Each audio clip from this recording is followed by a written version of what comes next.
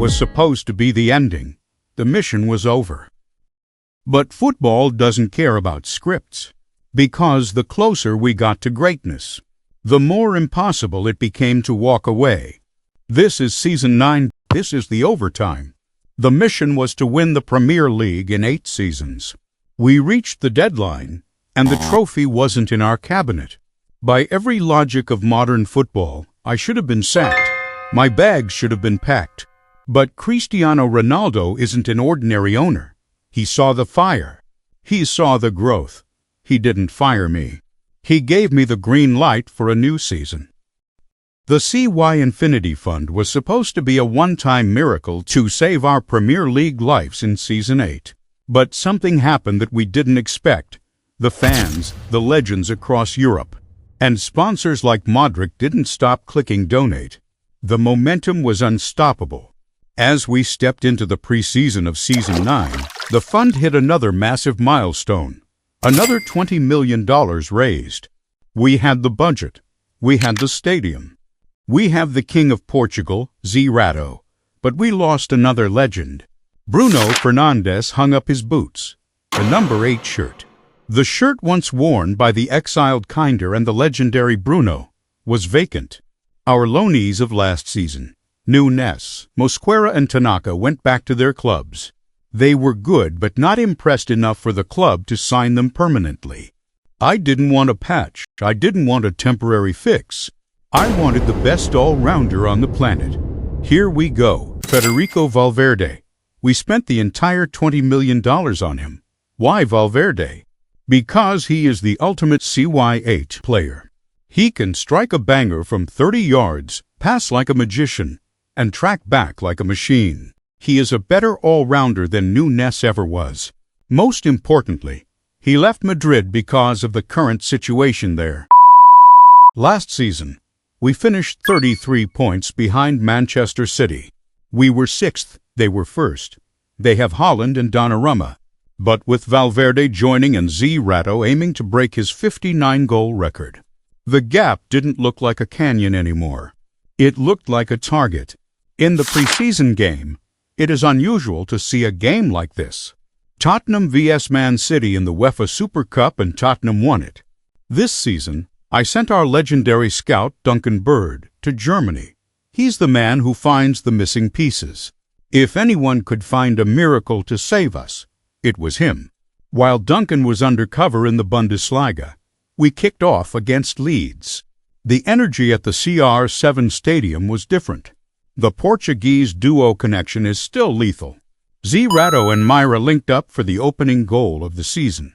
A 3-1 victory to set the tone. After the game, my phone buzzed. It was Duncan. He had been in Munich for weeks, not just scouting, but negotiating. He was talking to a man who was ready to hang up his boots. He convinced him that his story shouldn't end in a quiet retirement. But in the chaos of the Premier League, Joshua Kimmich is here. At 38 years old, the German general has postponed his retirement to join the revolution. With Kimmich in the squad, I decided it was time for a total evolution. We are retiring the old ways. No more suicide tactics. We shifted to a 3-2-1 formation. We are playing Tiki-taka. The logic is simple. Ultimate control. By packing the midfield with Kimmich and Valverde, we dictate the tempo. We starve the opponent of the ball. We increased our attacking chances, and we finally reduced the number of shots our keeper, Magic Mike, has to face. But Tiki-taka is a double-edged sword. It requires perfection. The transition wasn't seamless. Against Aston Villa, we dominated the ball, but we couldn't find the finishing touch. A frustrating draw. Then came the test against Manchester United. Again, the 3-2-1 worked perfectly to suppress their counterattacks. Another draw. Possession is great, but in the Premier League, possession without goals is just a slow way to lose points. Against Ipswich, it finally clicked. A 2-0 victory, clean sheet, complete control. Then came the Traitors' Derby. The record was balanced. 2 wins, 2 losses. This time, we didn't play with anger. We played with our Tiki-taka rhythm.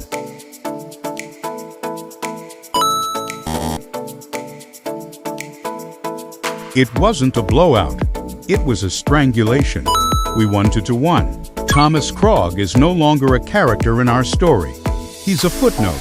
We outgrew the rivalry. We left him in the shadows and focused on the real mountain, City. After dismantling Crystal Palace 3-0 and crushing Nottingham Forest 4-0, we hit a milestone that seemed impossible last season. We were tied with Manchester City. Same points, same goal difference. But Tiki-taka requires 100% concentration, 100% of the time. A draw against Spurs, a draw against Everton. We had the ball, but we lacked the final punch. And then Game 10, our first loss against Newcastle. The unbeaten run was over. Against Burnley, he secured his first hat-trick of the season.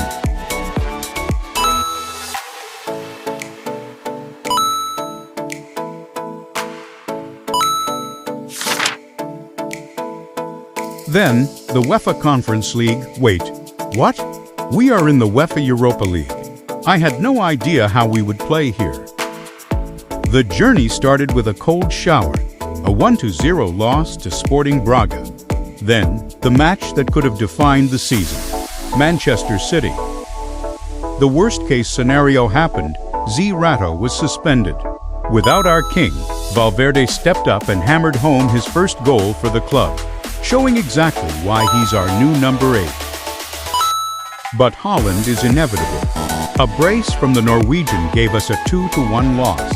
If Zerato was on that pitch, the Etihad would have fallen.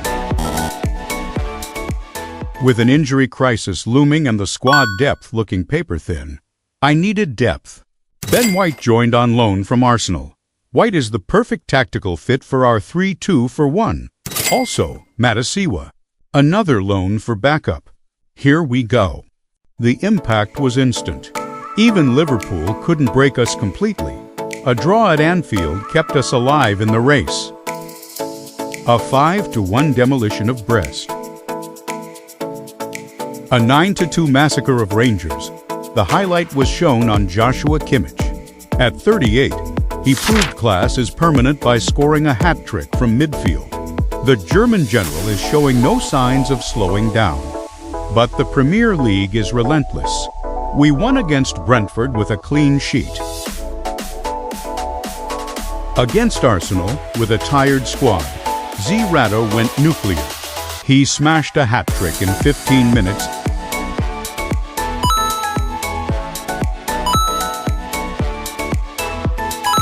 And finished with a poker.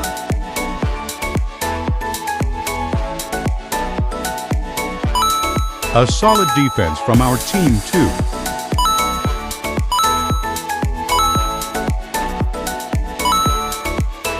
We conquered London. Then, Zerato destroyed Sunderland by netting another poker.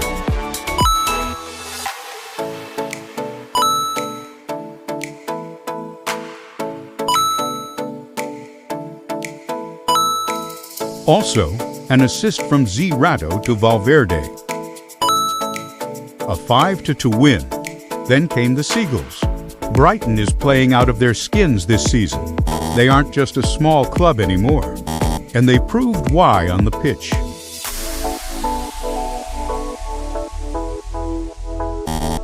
Another loss. They were sitting 1 point ahead of us. We needed a win to clear the air before the holiday break. Against Southampton, the boys finally remembered the mission. A 3-1 victory. It felt like a holiday even before the whistle blew. But the real cinema was happening on the other side of the country. The Manchester Derby, the red versus the blue. The question on everyone's lips, what is the color of Manchester? On that day, the answer wasn't red, and it wasn't blue. The answer was purple. A dramatic draw that left both sides bloodied. For us, it was bittersweet. It proved the Giants could bleed. But it didn't help us close the distance. We entered the mid-season break in third place. And looking at the table, I felt a sickening sense of the gap to City is 14 points. Again, it's the same mountain we couldn't climb last season. The Blue Moon is on a terrifying, unbeaten run. playing like a machine that doesn't know how to malfunction. But we have one thing they don't. We have a king who refuses to be stopped. Zerato is currently dominating the Premier League by sitting at the top of the mountain as the top scorer with 22 goals. The mid-season was a blur of drama. We were fighting on 3 fronts, and the cost was starting to show on the faces of the players. Maybe you might be asking where the Carabao Cup is. Well, it was an embarrassing disaster.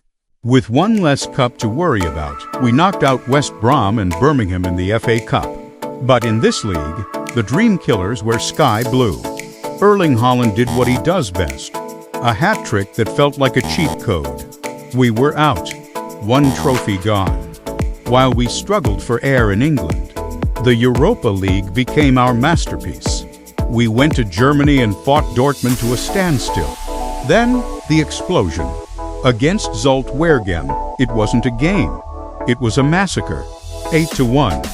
The Tiki-taka worked so perfectly it looked like a training drill.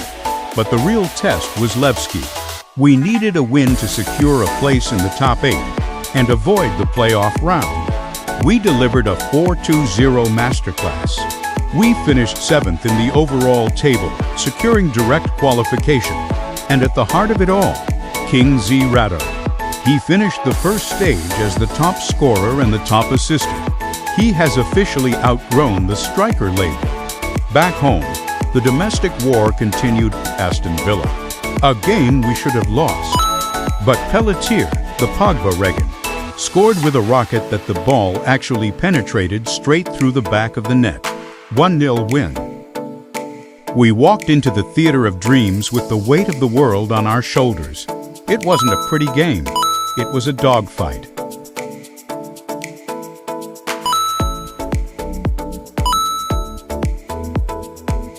But when the penalty was called, there was only one man for the job. Zerato buried it, 1 goal, 3 points. But you can't sprint a marathon forever. The exhaustion finally hit us against Ipswich.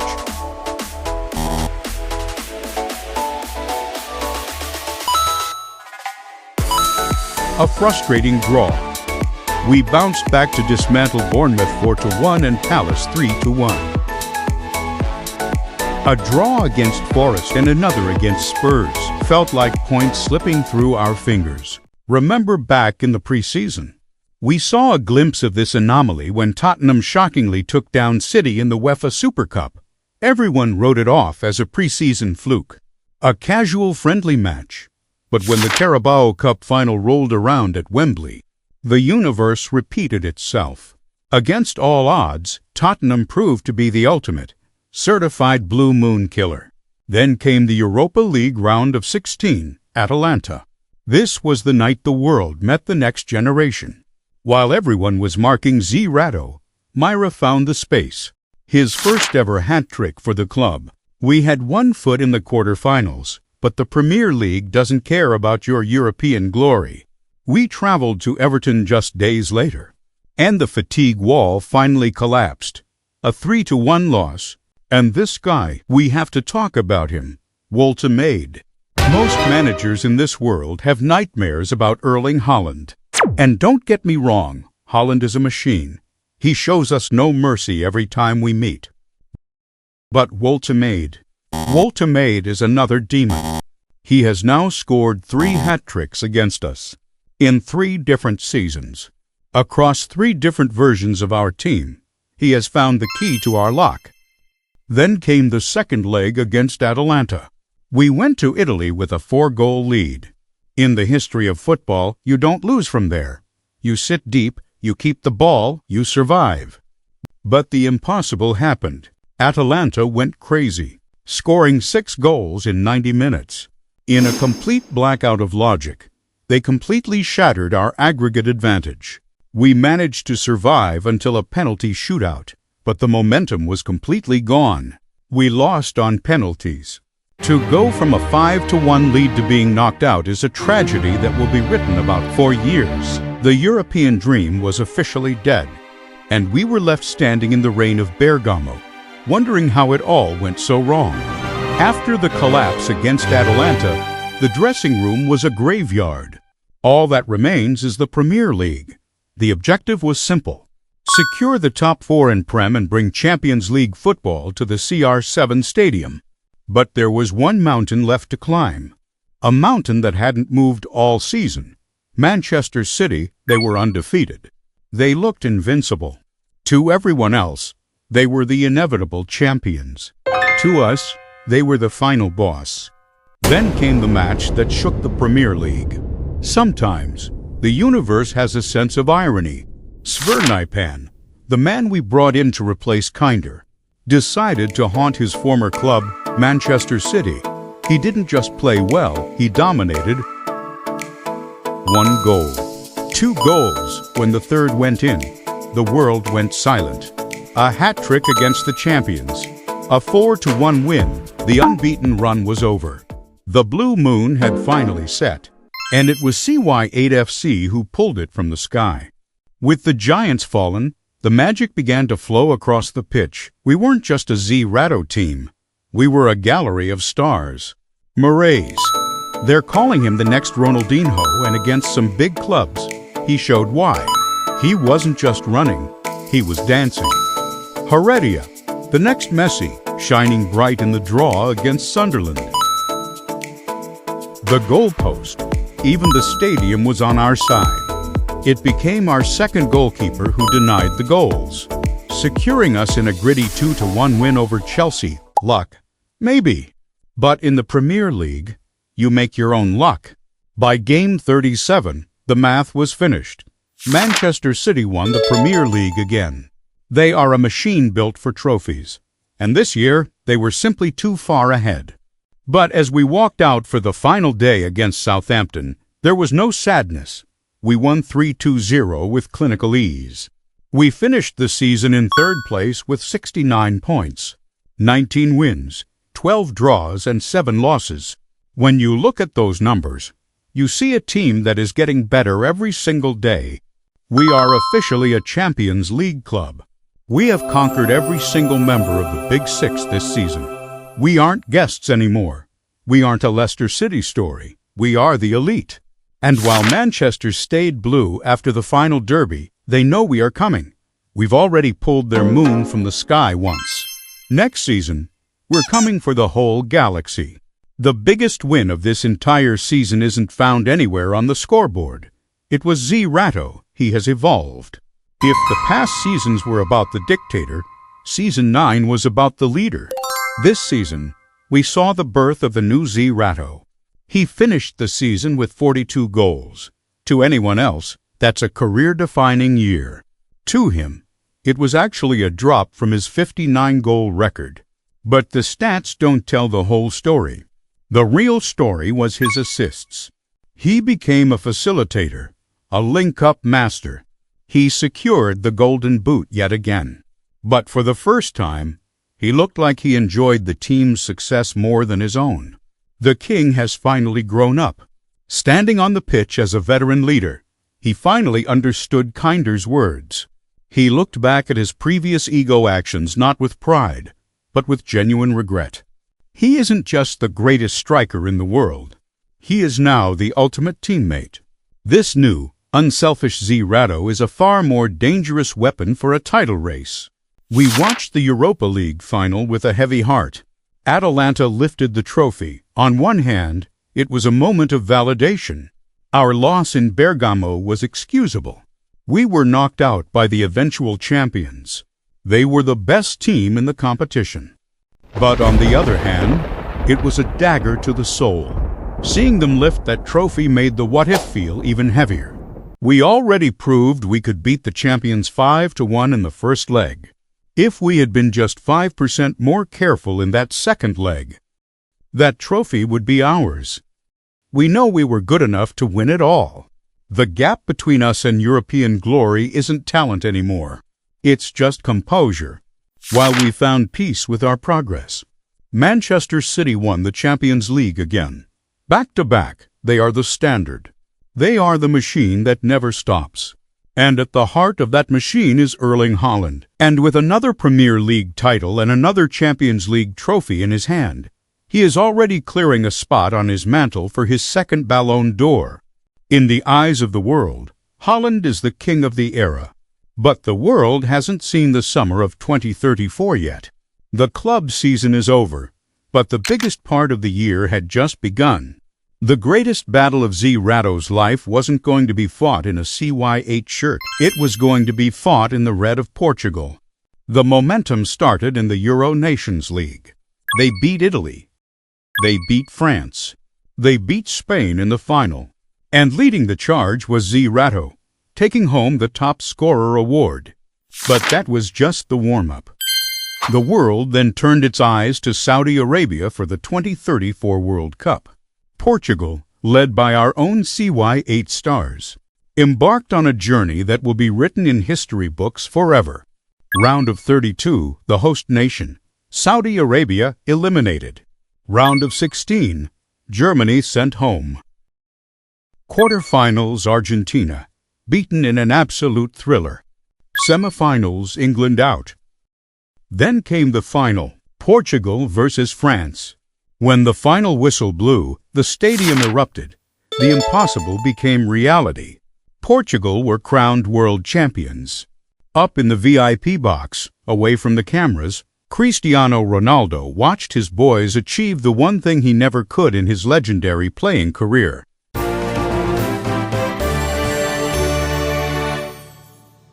His beloved country finally had the gold. His eyes were full of tears, but he stubbornly refused to let a single one fall. The fire that had burned inside him for decades finally met with a peace he had waited a lifetime for. Portugal is a nation that will not sleep for a year. But with glory comes the end of an era. It was time to say goodbye to Oliver Cotton, the man who was there with us from day one in the mud of the 6th Division. The spiritual leader of the club is gone. He saw us rise from nothing to the top of the world. Thank you, Oliver. Then, the lights dimmed in Paris for the Ballon d'Or ceremony. The two favorites sat in the front row, waiting for the announcement. It was the ultimate heavyweight clash. Holland, Premier League winner, Champions League winner. Zrato, Premier League Golden Boot, UEFA Nations League champion, World Cup champion. This year, the committee invited a special guest to deliver the biggest award in football. Zlatan Ibrahimovic. No nervous smile. Just Zlatan. He looked around the hall, smirked, and said nothing for a few seconds, letting the silence get heavier. He took the envelope, he paused. Then Zlatan finally spoke. Everything is possible, but tonight there is only one decision. He opened the envelope. The winner was announced, Erling Haaland. Wait, what? How does a man who won the World Cup and the Golden Boot get robbed of the Ballon d'Or? We stand here today as a Champions League club. We have the best striker in history, and we have a manager who still hasn't touched that Premier League trophy. If we had won it all, the story would be over. But the Ballon d'Or robbery and the third-place finish have only added fuel to the fire. We rose from the mud. We conquered the Big Six. We won the world. But looking at Manchester City, looking at Holland holding Zrato's Ballon d'Or, we know we still have one more mountain to climb. See you in Season 10.